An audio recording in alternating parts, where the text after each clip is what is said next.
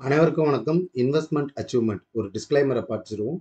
நாங்கள் எந்த ஒரு பை கால் ரெக்கமெண்டேஷனும் கொடுக்கறதில்ல. யாரையும் ஃபோர்ஸ் பண்ணி பை சொல்லி பை பண்ண வைப்பதும் கிடையாது. எனி பெய்டு குரூப் சர்வீஸும் கிடையாது. எங்களுடைய வீடியோ முழுக்க முழுக்க எஜுகேஷனல் பர்பஸ்க்கு மட்டும்தான். நாங்கள் எங்களுடைய வீடியோவை பார்த்துட்டு வாங்கி நீங்கள் நஷ்டமடைந்தால் அதற்கு நாங்கள் பொறுப்பு கிடையாது. நாங்கள் முக்கியமாக செபி ரிஜிஸ்டர்ட் அட்வைசர் கிடையாது. பை சொன்னால் பை பண்ணிக்காதீங்க, செல் சொன்னால் செல் பண்ணிக்காதீங்க. உங்கள் ஃபினான்ஷியல் அட்வைசரை கேட்டு பை அண்ட் செல் பண்ணுங்கள். சந்தையில் முதலீடு செய்வது சந்தை அபாயங்களுக்கு உட்பட்டது. வாங்க வீடியோக்குள்ளார போவோம். Hi, good evening to every one. இன்னைக்கு எஃப்ஐஎஸ் டேட்டா என்ன ஏதுன்னு பார்த்துருவோம். 1322 கோடி வந்து செல்லராக இருந்திருக்காங்க. ஓகே, இன்னைக்கு வந்து ஏன் மார்க்கெட்டில் வந்து பெரிய இம்பாக்ட் நடந்தது, வேர்ல்டு மார்க்கெட்டே ஏதாவது கிராஷ் ஆகுதா அப்படின்னு பார்த்தோன்னா அதெல்லாம் ஒன்றும் இல்லைங்க. மத்தியானம் 2 மணிக்கு ஓப்பன் ஆகிற லண்டன் மார்க்கெட் கூட ஸ்டேபிளாக 70 பாயிண்ட்ஸ் வந்து சஸ்டெயின் பண்ணி தான் வச்சுருக்காங்க. நம்மளுடைய மார்க்கெட்டில் தான் செல்லிங் தொடருது அப்படின்றத புரிஞ்சுக்கலாம். ஃபர்ஸ்ட் ஆஃப் ஆல் நம்ம தான் ஒரு சிகப்பு கூட முதல் தொடக்கத்தை போட்டிருக்கோம். இந்த என்ன சொல்றது, அந்த சிகப்பு கம்பளம் எதற்கோசரம் ஏன் அப்படின்றத பார்த்தீங்கன்னா, மார்க்கெட் வந்து ஆல்மோஸ்ட் நல்ல ஒரு ஹைல வந்துட்டு ஒரு ப்ராஃபிட் புக்கிங். அந்த இடத்துல வந்து ஒரு பாசிட்டிவ் பயாஸ்க்கு எந்த நியூஸும் இல்லாம, நெகட்டிவ் பயாஸ்க்கு உண்டான நியூஸஸா கொரோனாவுடைய எஃபெக்ட், கொரோனா ஸ்ப்ரெட் ஆகுது அப்படி இப்படின்ட்டு ஒரு பேனிக் செல்லிங். இந்த பேனிக் செல்லிங்க நம்ம வந்து எப்படி வந்து டெக்னிக்கல்ஸ்ல புரிஞ்சுக்கலாம், மார்க்கெட் வந்து டோட்டலா எப்படி இருக்கு அப்படின்றத சார்ட் வைஸ்ல, டெக்னிக்கல் வைஸ்ல பார்ப்போம். அதுக்கு முன்னாடி இண்டெக்ஸ்ல வந்து இன்னைக்கு யார் யார் வந்து நல்ல ஒரு ரோஸ்டட் ஆயிருக்காங்க அப்படின்னு பார்த்தீங்கன்னா, mid and small cap. Mid and small கேப்ல தான் நல்ல ஒரு சிகப்பு கம்பளம் ஒரு 3.5%க்கு மேல ரோஸ்டட் ஆயிருக்கு. ஒரு 3.22% வந்து மிட் கேப் ஸ்டாக்ஸ்லயும், அந்த ஒரு 50% வந்து ஸ்மால் கேப் ஸ்டாக்ஸ்லயும் நல்ல ஒரு பிராடர் மார்க்கெட்ல ரோஸ்டட் ஆயிருக்கு. நிஃப்டி ஸ்மால் கேப், மிட் கேப்ல out of the box stock செலக்ஷன்ல இருக்கிற ஸ்டாக்ஸ்லாம் கூட நல்லா வச்சு வெளுன்னு வெளுத்து விட்டாங்க. இன்னைக்கு இந்த ஒரு கரெக்ஷன்லயே பல பிகினர்ஸ் வந்து ஒரு ஃபியர் ஆயிட்டு இருக்கீங்க. Nothing to worry. Long term இன்வெஸ்டரா இருந்தா ஹோல்ட் பண்ணுங்க. நிறைய பேர் டெக்ஸ்ட் பண்ணியிருந்தீங்க. நான் இன்னைக்கும் சொல்றேன், இன்னைக்கும் சொல்ல நான் லாங் டேர்ம்கிட்ட வாங்கி வச்சிருக்கிற ஸ்டாக்கை எதையுமே செல் பண்ணல. அகைன்ஸ்டா இந்த கரெக்ஷன்ல எந்த இடத்துல வந்து ரீபை பண்ணி ஆவரேஜ் பண்ணி போர்ட்ஃபோலியோ பில்ட் பண்ணலாம் அப்படின்றது. போர்ட்ஃபோலியோ பில்டிங்ன்றது வந்து ஒரு கோட்டையை கட்டுற மாதிரி சும்மா ஒரு நாள் 2 நாள்ல வந்து சும்மா ஏறிச்சு இறங்குச்சுன்னுட்டு இது பண்ணிக்கிட்டு இருக்கக்கூடாது. நீங்க லாங் டேர்ம் இன்வெஸ்டர்னா நீங்க லாங் டேர்ம்ல தான் போயிட்டு இருக்கணும். மார்க்கெட் ஏறும்போது நான் லாங் டேர்ம், இறங்கும்போது ப்ராஃபிட் புக்கிங் பண்ணலாமான்னா நீங்க ட்ரேடர் கிரைட்டீரியால வந்துருவங்க. அந்த ட்ரேடர் வந்து எங்கெங்க ப்ராஃபிட் புக் பண்ணணுமோ அங்கங்க ப்ராஃபிட் புக் பண்ணணும். எப்பப்போ எட்ஜ் பண்ணணுமோ அப்பப்போலாம் எட்ஜ் பண்ணணும். அப்போ நீங்க லாங் டேர்ம் இன்வெஸ்டரா ட்ரேடரான்றத முடிவு பண்ணிக்கோங்க. அண்ட் தென் பேங்க் நிஃப்டில இன்னைக்கு வந்து நல்ல ஒரு செல்லிங். அந்த பேங்க் நிஃப்டில எந்த ஸ்டாக்ஸ் வந்து சரியா ரோஸ்டட் ஆச்சுன்னு பார்த்தீங்கன்னா, எஸ்பிஐல வந்து ஒரு 3.5% கிட்ட roasted. And then federal bank எல்லாமே லார்ஜ் கேப் ஸ்டாக்ஸ்ல வந்து எஸ்பிஐல வெளுத்து விட்டுருக்காங்க. இந்த ஐடிஎஃப்சி, ஃபர்ஸ்ட் பேங்க், எந்த பிஎஸ்சி செக்டர்லஸ்லாம் வந்து நல்ல ஒரு கரெக்ஷன் வந்திருக்கு. இது ஒரு பையிங் உண்டான ஆப்பர்ச்சுனிட்டியா பார்க்கலாம் அப்படின்றது தான் சொல்லுவேன். அண்ட் தென் கோட்டாக், ஹெச்டிஎஃப்சி இதெல்லாம் வந்து ஸ்டில் புல்லிஷ் பயாஸ்ல தான் இருக்கு. வெயிட் பண்ணுங்க, அவசரப்பட தேவையில்ல, பொறுமையா இருங்க. சின்ன சின்ன ஒரு நாள் கூத்துக்கெல்லாம் பயந்துக்காதீங்க. மார்க்கெட் ஆப்பர்ச்சுனிட்டி கொடுக்கும். மார்க்கெட் வந்து ஒரு ஸ்விங் ஆகி போச்சுன்னா ஒரு ஸ்விங்ல வரும். அந்த ஸ்விங் ஆகி எந்த லெவல் எப்படி இருக்குன்றத சார்ட்ல போய் பார்ப்போம். ஓகே.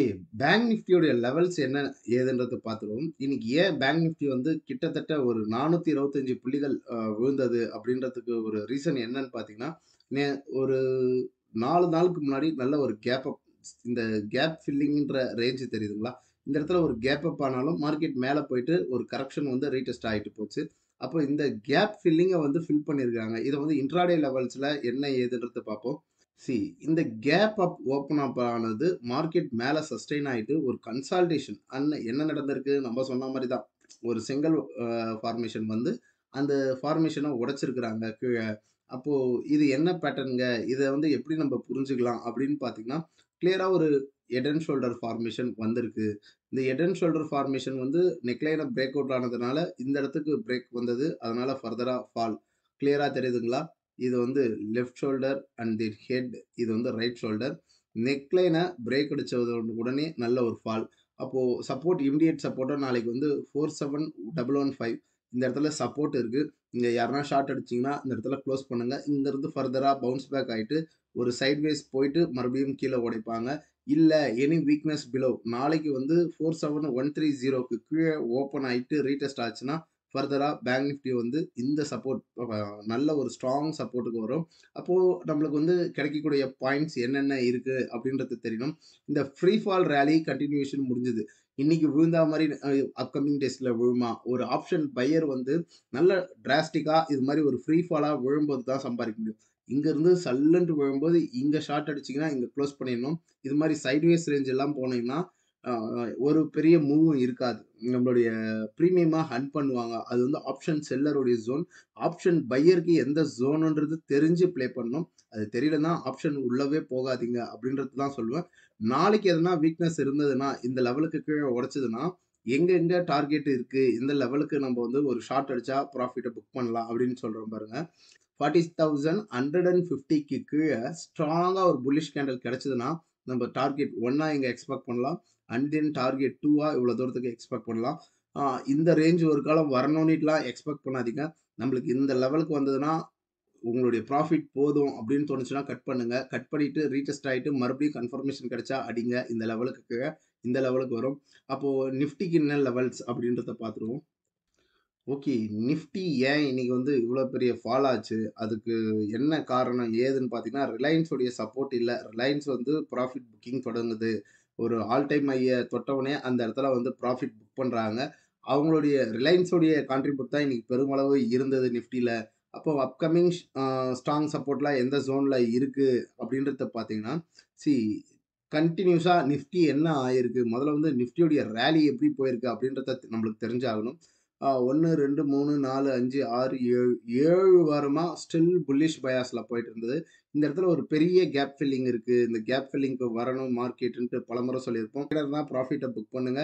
இன்வெஸ்டர்னா ஹோல்ட் பண்ணுங்க. ஃபர்தரா கரெக்ஷன் வந்தா நல்ல நல்ல ஸ்டாக்ஸ் கரெக்ஷன்ல வரும். அப்போ ஒரு பாட்டம் அவுட்ல ஸ்டாக் எடுத்திருந்தீங்கன்னா பிரச்சனை இல்ல. ஹைல இருக்கிற ஸ்டாக்க வந்து ரன்னிங் ஸ்டாக்க தேடிட்டு போய் வாங்கியிருந்தீங்கன்னா, உங்களுக்கு கொஞ்சம் ரோஸ்டட் தான் ஆயிருக்கும் இன்னைக்கு அப்படின்றத டிக்ளேர் பண்ணலாம்.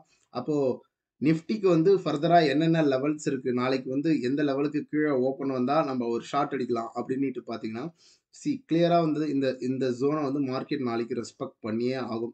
ஆ ஏன்னா இவ்ளோ பெரிய கரெக்ஷன் வந்ததுக்கு ஒரு சப்போர்ட் இருக்கு. அது ரிலையன்ஸ்லயும் இருக்கு.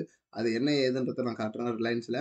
இந்த லெவலுக்கு கீழ 21 ஆ 21,000க்கு கீழ ஓப்பன் அண்ட் குளோஸ் ஸ்ட்ராங்கா கிடைச்சதுன்னா, நம்ம ஒரு புட் ஆப்ஷன் எடுத்து இன்சூரன்ஸ் மாரி ஹெட்ஜ் பண்ணிக்கலாம். ஏன் அப்டின்னுட்டு பார்த்தீங்கன்னா, இந்த லெவல்ல இருந்து இது வந்து அடுத்த ஒரு ஃப்ரீ ஃபால் ஜோன். ஒரு 550 புள்ளிகளை விழும் நிஃப்டி. இந்த ஜோனுக்கு கீழ 21,000க்கு கீழ ஓப்பன் அண்ட் குளோஸ் வந்து ஒரு 1 hour candle strong bearish candle வச்சுட்டாங்கன்னா, கதை முடிஞ்சது அப்டின்றத டிக்ளேர் பண்ணிக்கலாம். நல்ல ஒரு கரெக்ஷன் வரும். இந்த கரெக்ஷன்லயும் நம்ம ஒரு புட் ஆப்ஷன் எடுத்து சம்பாதிக்கிறதுக்கு வாய்ப்புகள் இருக்கு. இந்த கேப் ஃபில்லிங்க வந்து ஃபில் பண்ணிட்டு மார்க்கெட் போகும். அவசரப்படாதீங்க. ஒரு இன்வெஸ்டர்னா, இன்வெஸ்டருக்கு உண்டான கிரைட்டீரியால இருங்க. ட்ரேடர்னா, ட்ரேடருக்கு உண்டான கிரைட்டீரியால இருங்க. Next Reliance. Okay. Reliance industries நம்ம கிளியரா சொல்லியிருந்தோம். இந்த இடத்துல ஒரு பிரேக் அவுட் வந்திருக்கு அப்டின்னிட்டு. அந்த பிரேக் அவுட் வந்ததுலருந்து மார்க்கெட் வந்து இங்கேயும் பாருங்க 1, 2, 3, 4, 5 5 நாள் ஏறுனதுக்கு நல்ல ரெசிஸ்டன்ஸ தொட்ட உடனே ஒரு ப்ராஃபிட் புக்கிங் வருது. இந்த ப்ராஃபிட் புக்கிங் வந்து இந்த டோஜி டைப் ஆஃப் கேண்டல என்கல்ஃப் பண்ணுது. இந்த இடத்துல சப்போர்ட் இருக்கு. நாளைக்கு இந்த கேண்டலுக்கு கீழ இன்ட்ராடே மூவ் வந்து ரிலையன்ஸ்ல வந்து எந்த லெவலுக்கு கீழ வரணும் அப்டின்னு பார்த்தீங்கன்னா, 2521க்கு கீழ ஓப்பன் அண்ட் குளோஸ் வந்து ஒரு 1 ஹவர் கேண்டல்ல குடுத்துட்டாங்க. ஏதாவது ஒரு பேரிஷ் பேட்டர்ன் குடுத்துட்டாங்க அப்படின்னு பார்த்தீங்கன்னா, இன்னைக்கே வந்து சப்போர்ட் எடுத்திருக்கு. வந்த உடனே நான் ஏன் பொசிஷன குளோஸ் பண்ணேன்னா, நம்ப ஒரு ஃபால் எக்ஸ்பெக்ட் பண்ணோம். அந்த ஃபால் வந்து உடைச்சு கீழ கிடைச்சது. இந்த கேண்டல்கள புடிச்சோமா, அவ்வளோதான் க்ளோஸ் பண்ணிட்டு வெளிய வந்துட்டோம்.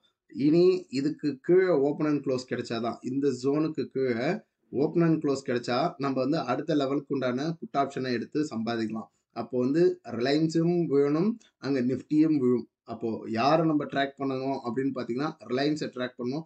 ரிலையன்ஸ் இங்க விழுந்ததுக்கு ஒரு பவுன்ஸ் பேக் வந்துட்டு விழுந்ததுன்னா, இன்னும் சூப்பரா இருக்கும். நம்ம மேல போயிட்டு ஷார்ட் அடிக்கிறதுக்கு.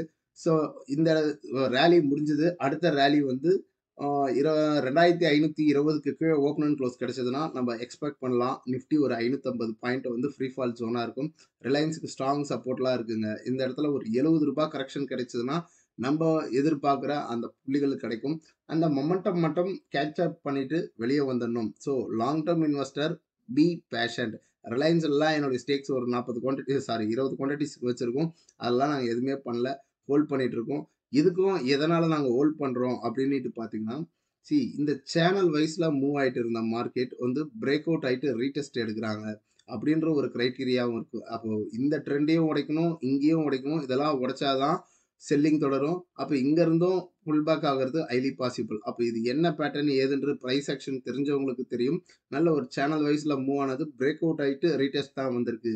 இந்த மொமெண்டத்த கேப்சர் பண்ணிட்டு நாங்க முடிச்சுட்டோம். ஃபர்தர் கரெக்ஷன் வந்தா எங்களுக்கு பையிங்க்கு உண்டான ஆப்பர்ச்சுனிட்டி. நாங்க வாங்குன பிரைஸே இங்க தான் இருக்கு. எங்களுக்கு இந்த லெவலுக்கு வந்தா மீண்டும் இன்னும் கொஞ்சம் குவான்டிட்டீஸ ஆட் பண்ணிக்கிட்டு இருக்கலாம். ஏன்னா லாங் டெர்ம் குரோத்துக்கு இது ஒரு நல்ல ஸ்டாக் அப்படின்றத நான் சொல்லுவேன். இந்த இடத்துல வந்து ஒரு நல்ல ஒரு கப் வந்து ஒரு ஹேண்டில் பிரேக் அவுட் வந்து டார்கெட்ட போய் ரீச் பண்ணியிருக்கு. ஃபர்தரா இதுக்கு மேல ஓப்பன் அண்ட் குளோஸ் கிடைச்சா, ஃபர்தரா நெக்ஸ்ட் ராலி ஸ்டார்ட் ஆகும். இந்த இடத்துல வந்து சைட்வேஸ் மொமெண்டம் போகும். ஸோ பேனிக் ஆகுற சிச்சுவேஷன் எதுவுமே இல்ல. ஹோல்ட் பண்ணுங்க. இன்வெஸ்டரா இருங்க. பி பேஷன்ட் அப்படின்றத தான் நம்ம சொல்லுவோம். மார்க்கெட்ல யார் யார் ஒரு இன்வெஸ்டரா இருக்கிறாங்களோ, இன்னைக்கு என்னுடைய ஸ்டூடண்ட் கூட ஒரு ம் என்ன சொல்றது? அவருடைய எக்ஸ்பீரியன்ஸ போட்டிருப்பாரு. அவரு எவ்வளவோ கரெக்ஷன பார்த்தாங்க. அப்போ மார்க்கெட் வந்து ஸ்டில் புல்லிஷ் பயாஸ்ல தான் இருக்கு. இங்க பேனிக் ஆவறதுக்கு ரிலையன்ஸ்லாம் இந்த ஜோன உடைக்கணும். 2300க்கு கீழ உடைச்சா தான் செல்லிங். இந்த ஜோன்லலாம் வந்து நம்மளுக்கு வந்து பையிங்க்கு உண்டான ஆப்பர்ச்சுனிட்டி. இப்படிதான் போகும். ஒரு புல் மார்க்கெட் எப்படி போகும்? ஒரு ஸ்விங் ஆயி போச்சுன்னா ஒரு கரெக்ஷன், மறுபடியும் ஒரு ஸ்விங் ஆயி போனா ஒரு கரெக்ஷன். அப்போ இங்கருந்து ஒரு ஸ்விங் ஆயி போனதுக்கு ஒரு கரெக்ஷன், இங்கருந்து ஒரு ஸ்விங் ஆயி போனதுக்கு ஒரு கரெக்ஷன் வந்தாலும், அடுத்து ஒரு மார்க்கெட் ஹெல்த்தியா தான் மூவ் ஆகும். நோ மோர் பேனிக் அப்படின்றத தான் சொல்லலாம். இந்த ரேஞ்ச உடைக்கும்போது அடுத்த ஸ்விங் ஸ்டார்ட் ஆகும். பெரிய டார்கெட்டுக்கு மூவ் ஆகும். அப்போ நம்ம என்ன பண்ணலாம்? நல்ல நல்ல ஸ்டாக்ஸ தேர்ந்தெடுத்து ஒவ்வொரு லோலயும் வாங்கணும். ரிலையன்ஸ் மீண்டும் கரெக்ஷன் குடுத்தா நம்மளுக்கு ஒரு ஆப்பர்ச்சுனிட்டி டூ இன்வெஸ்ட் அப்படின்றத தான் சொல்லலாம். சொன்ன திங்ஸ் புரிஞ்சிருக்கும்னு நெனைக்கிறேன். ஓகே. பிரைஸ் ஆக்ஷன நான் ப்ராப்பரா லேர்ன் பண்ணணுன்ட்டு விருப்பப்படக்கூடிய நண்பர்கள் அப்கமிங் செஷன்ல ஜாயின் பண்ணிக்கலாம். ஜனவரி 6த் கிளாஸஸ் ஸ்டார்ட் ஆகுது. And then every Saturday and Sunday மட்டும் தான் கிளாஸஸ் போகும் via Google Meet. And then 6 PM to 8 PM no more recording classes. Only online session தான். And then next of all என்னுடைய ஃபீஸஸ் எவ்வளோ ஏதுன்னு பார்த்தீங்கன்னா 3K ஃபீஸஸ். ஃபீஸஸை பே பண்ணக்கூடிய நண்பர்கள் கிளாஸஸில் ஜாயின் பண்ணணும், ஏதாவது குவைரிஸ் இருக்குது அப்படின்னா என்னுடைய WhatsApp number and then virtual payment ஐஎன ஜிபே மற்றும் ஃபோன்பே உடைய நம்பர் இதுதான். இந்த நம்பருக்கு பேமெண்ட் போட்டவங்க வாட்ஸ்அப் பண்ணி விடுங்க. கிளாஸஸ் என்ன ஏதுன்றது டீட்டெயில்ஸை சென்ட் பண்ணி விடுறேன். மற்றும் பார்க்கக்கூடிய நண்பர்கள் ஒரு லைக் அண்ட் சப்ஸ்கிரைப் பண்ணி விட்டு பாருங்க. நீங்க போடுற ஒரு ஒரு லைக்கும் சப்ஸ்கிரைப்பும் அடுத்த ஒரு மோட்டிவேஷனலா இருக்கும். அடுத்த ஒரு வீடியோ மேக் பண்றதுக்கு. இந்த வீடியோ உங்களுக்கு பயனுள்ளதா இருந்திருக்கும்னு நினைக்கிறேன். நன்றி, வணக்கம். மீண்டும் ஒரு பதிவில் சந்திப்போம். இப்படிக்கு உங்கள் நண்பன் பாலாஜி ரஞ்சிதா.